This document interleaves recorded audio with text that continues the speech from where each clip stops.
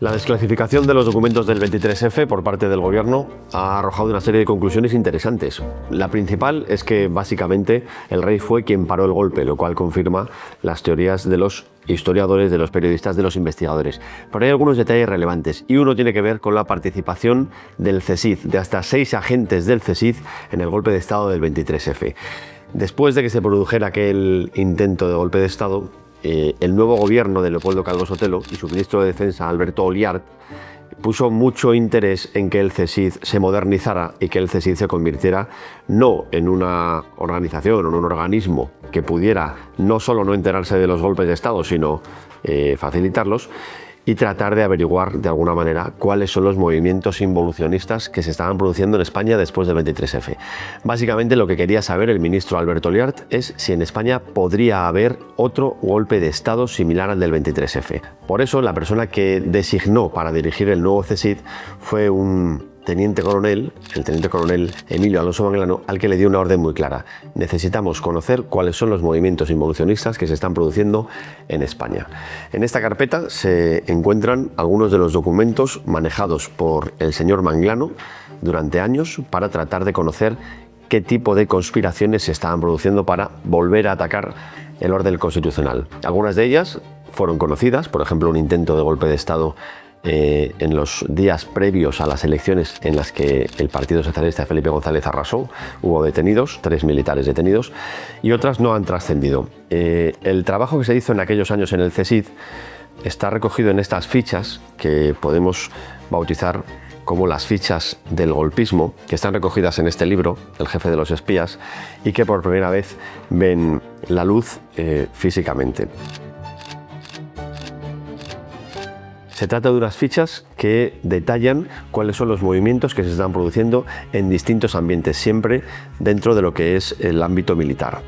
Son fichas en las que se observan anotaciones de fechas, de nombres, de intentos, todo tipo de movimientos vinculados a, de una manera o de otra, atacar, como decía, el orden constitucional. El trabajo que realizó el director del CSIC, el señor Manglano, le permitió concluir que había 3 tipos de movimientos. Él los bautizó con una nomenclatura muy propia de los ámbitos de la inteligencia: H1, H2 y H3. Estas intentonas son diferentes, o estas, digamos, clasificaciones son diferentes porque una es militar, otra es civil y otra es institucional. Es decir, había una que tenía que ver con movimientos militares donde no se descartaba el uso de la violencia. Otras eran civiles, donde lo que se buscaba era cambiar el orden constitucional por otras vías, y luego estaba la fórmula de la presión institucional para tratar de corregir lo que consideraban que era un error. Al final, lo que el CSIC consiguió es ir poco a poco identificando cuáles eran esos movimientos, quiénes eran las personas, todos los nombres de los militares principalmente, pero no solo, que estaban en teorías conspirativas contra el Estado, y ir poco a poco aplacándolos. Había un ruido sordo en los cuarteles, había panfletos, había manifiestos. Uno llegó a ser muy conocido y fue publicado en prensa en aquella época, el Manifiesto de los 100, pero había otros que lo que hacían era poco a poco enardecer a las personas que en esos ámbitos estaban descontentos con la evolución de la democracia española.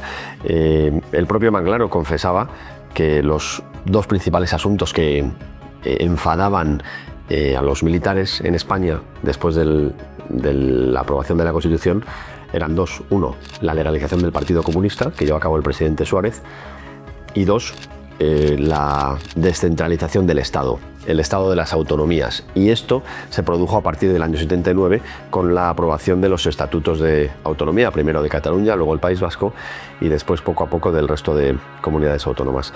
En estas fichas podemos observar, por ejemplo, notas del 16 de junio del 82. El mes de junio del 82 fue muy simbólico, hubo mucho trabajo en el CSIC para tratar de averiguar quiénes eran los golpistas, y aquí encontramos referencias a que había intentos de realizar un nuevo golpe el 20 de noviembre, es decir, cuando se cumplieran 7 años de la muerte de Francisco Franco, y así poder subvertir el orden constitucional. En esta otra ficha, por ejemplo, que es de abril del 82, de unas semanas antes, encontramos cuál es el ambiente que se respiraba en las Fuerzas Armadas. Estas son notas a mano del director del CSIC, del señor Manglano, en las que habla de que hay diferencias entre Madrid y el resto de España en cuanto al ánimo en los cuarteles, la sensación de desprestigio que tenían las Fuerzas Armadas, un hermetismo y un silencio extraño en algunos cuarteles, en fin, todos los detalles que permitían descifrar dónde podía prender la llama para un posible golpe de Estado. Por ejemplo, en esta nota, también de junio del 82, podemos leer un proyecto de resumen de 4 folios que había detectado el CSIC de una llamada, sí, entre comillas, carta al rey, con el propósito de publicarla en forma de manifiesto para exigir a los responsables políticos que hubiese un cambio que afectara al orden constitucional. Y era una carta que estaba firmada o que iba a estar firmada por políticos y por generales. Igualmente, en esta otra nota, que es del año 83, de octubre del año 83, se observa un documento de 2 folios titulado Informe de Situación Política y Militar, en el que se reacciona a un atentado de ETA, el atentado que acabó con la vida del capitán Martín Barrios. Y ellos dicen así: el atentado contra el capitán Martín Barrios es un hecho más que nos refuerza en nuestra postura. Todos estos documentos, observados en su conjunto, arrojan un análisis exhaustivo de quiénes eran las personas que después del 23F del 81 seguían pensando que había que actuar contra el orden constitucional. Esto se prolongó durante años.